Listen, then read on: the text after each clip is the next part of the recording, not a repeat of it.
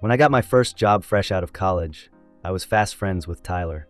He was about 3 years older than me, and we quickly got into a rhythm of local pub crawling and hanging. And slowly, over time, as we became friends, we began to talk about bigger things. Tyler came to me one day and talked about his ex-girlfriend Madison and how she cheated on him. He talked about how, when she got pregnant, he just fell apart. He could not eat, he couldn't sleep, and that nervousness stayed with him for years. I knew what it was like because I had suffered the same thing with my first serious girlfriend. Madison did at the same company as us, though she worked in a different building. She was the daughter of a well-known person in town, and Tyler was liked by her family. They had been dating for a little more than a year, and Tyler knew she was it. And then a week before Christmas, Madison unexpectedly split from him. It was a blow to him, but the blow even more so when, that following spring, it emerged that Madison was pregnant. Tyler added up the numbers at birth and figured she had to have got pregnant about a month after the split. She got married to the father of that child, and they are still together today, with 2 children. But it passed, and around that time I got to know my eventual wife, Emily. We were engaged, we were married, and then she came to work for the same company that I did. Emily and Madison worked directly with one another and became fast friends. By then Tyler and I had gotten less and less friends because I spent more time with Emily. Emily and I had been on long distance for around a year and a half before she got settled in with me full-time so naturally. I was worried about her. When Emily mentioned Madison and Tyler, one day, it turned out that Madison had a story. Madison said Tyler initially had a great relationship, and then slowly more red flags came up. She called Tyler a little undeveloped for a 25-year-old. It was like he still wanted to be a college guy, going out drinking way too much, and drinking way too much when he did. He drank so much that he always sprayed the bed, and Madison was very embarrassed. To that she added that he didn't know what to do with his life. Not much ambition or a long-term agenda, and she told me that he also had some deeply antisocial views you could not help but notice. Madison was the one lugging around the relationship. She scheduled dates, she continued the conversations, she resolved their disagreements, but she was getting tired of it. Her family, however, loved Tyler. Whenever she complained, they would dismiss it or treat her like she was taking it too hard. She did this in her own way, and then she could no longer. She knew Tyler would try to push her into a place if she didn't take it away soon and with a firm touch. And that's what she did that December. Instead of sitting home in misery, Madison jumped at a friend's invitation to a New Year's Eve party. She found a guy there called Connor. They became best friends, they traded numbers, and within a week they went on their first formal date. Things escalated from there. And then there's Madison's biography. She started having painful periods in middle school and needed to visit a specialist. Doctors figured out through various tests that she had a reproductive problem, which Emily did not remember very well. But they also told Madison and her family that she would have very low fertility with the natural process. This is why Madison was raised to think she was unborn. She had not always used protection well and never used birth control. Because of that, she admitted to Emily. When she and Connor met, they got steamy straight away, and as she thought she could not conceive, they weren't protective. Yet she did, and by miracle got pregnant. They were surprised but put up with it, got married and had their son. 3 years later they had another child, not without problems, and Madison wondered if she ever had those complications in the first place. All she could do was wish she hadn't fallen pregnant in high school or college. Tyler meanwhile still avoided Madison like the plague. She was cheating on him, and she left because he thought she had done so. Their marriage had worked out in his eyes. No one even said he had any issues, and he played the breakup as though it came with no warning. It is true to say that, now that I reflect on it, Madison was spot on in deeming him an immature kid. During the years of friendship, I observed that in fact, he did appear a college kid. But when he began dating his present wife, the first great romantic move he made after a few years together was to promise ring her like they were high school sophomores.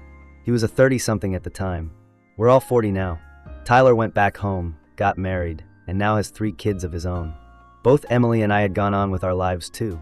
Madison is staying in the same town with Connor and their 2 kids. I find this story very, very interesting as I peruse relationship forums on the web. They are always telling us one version of their story, and I'm not sure how many of them would ring so different if they told us what the other person thought. So much like Tyler and Madison, 2 different versions of what happened. It was as though Tyler and I got on and off with each passing day. The once warm friendship was no longer so warm. No more weekends out in bars, the endless nights of deep conversation. And part of it was life. I was working on my marriage with Emily. Tyler was dating Brianna. She was good enough, but I think she was craving something a bit more serious than Tyler had ready. Brianna had patience though. She stuck around for years, just in case Tyler figured it out someday. When he finally did promise ring her, I think Emily said to me, "So is he serious?" And I had to laugh, because I thought the same. We were 30 then, and it looked like something a high school boyfriend would do, not a grown man. Brianna looked okay though, and that was about it I suppose. Around this time, Emily became closer to Madison. They saw each other at work every day, ate lunch together, even met for coffee on the weekends. Emily had heard about Tyler's friendship, so she chimed in on little bits and pieces of conversations with Madison. And the more I heard, the more it became obvious that Madison's version of the event was not much like Tyler's. It was one afternoon.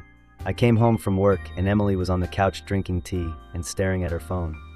"Madison's been telling me more about Tyler," she said, as I took off my shoes. "Oh yeah? What did she say this time?" I half heard as I crumpled through the mail. As it turns out, he used to shame her when she brought up a matter. Would be her villain for worrying, would be, Emily said with eyes on her phone. She'd have to just peel off the band-aid and end it, or she'd never come out, she said. That made me pause.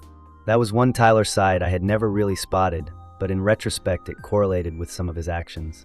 It was a trick he used when he was caught in a corner, though. Huh. Well, I suppose that's one perspective. I said something unconscioused. Emily opened her eyes and looked up. "Shut up, you hear it. How many times has he played victim when he's the one who screwed up?" She was not wrong.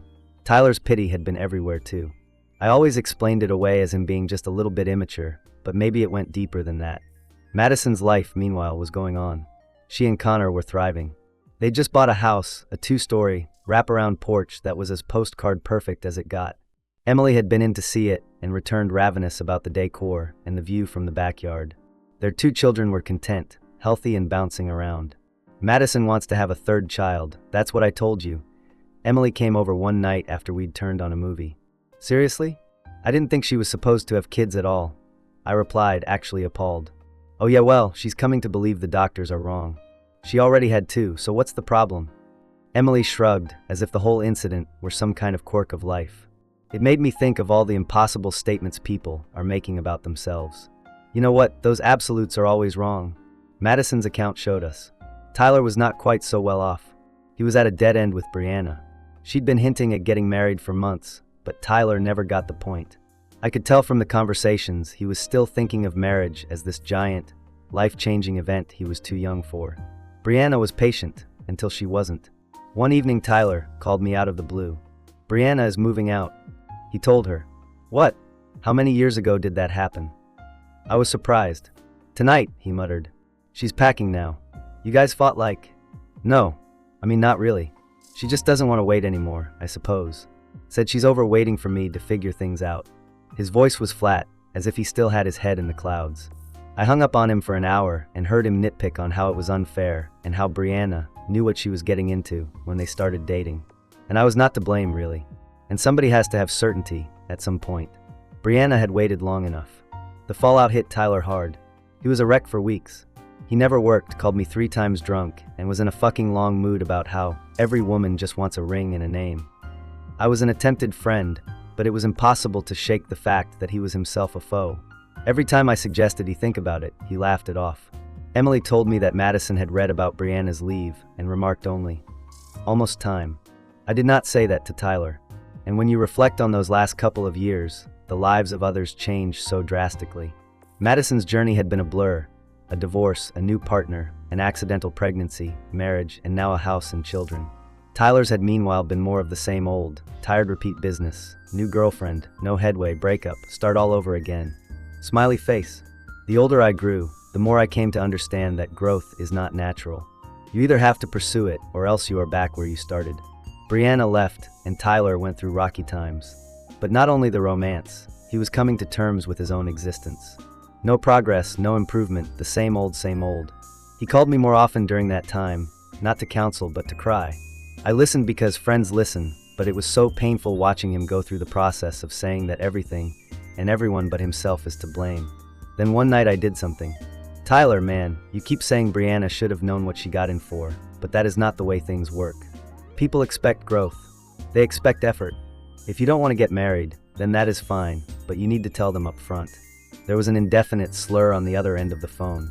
Then in his own hushed voice, "Yeah, maybe you're right." I did not ask him any further. Some days you gotta just let people think for themselves. Emily's friendship with Madison went on as well. The couple started having girls' nights, and from time to time Emily would return home with small stories of Madison's life. What made me laugh was how Madison, who, according to Tyler, was previously so invincible, was really just someone doing the same parenting madness that everybody else. Madison said Connor didn't take the kids to soccer practice. Emily said to me one night, chuckling while she unpacked groceries. She had to go early for work and was hot in the mouth by the time she arrived. Potentially she lobbed him in the ear, I said, throwing an apple from one hand to the other. "Oh, of course she did," Emily smiled. "She isn't one of those girls who can get away with this." I came to see Madison in these tales. She was this mega hero. When Tyler used to talk about her, she broke him and broke his heart.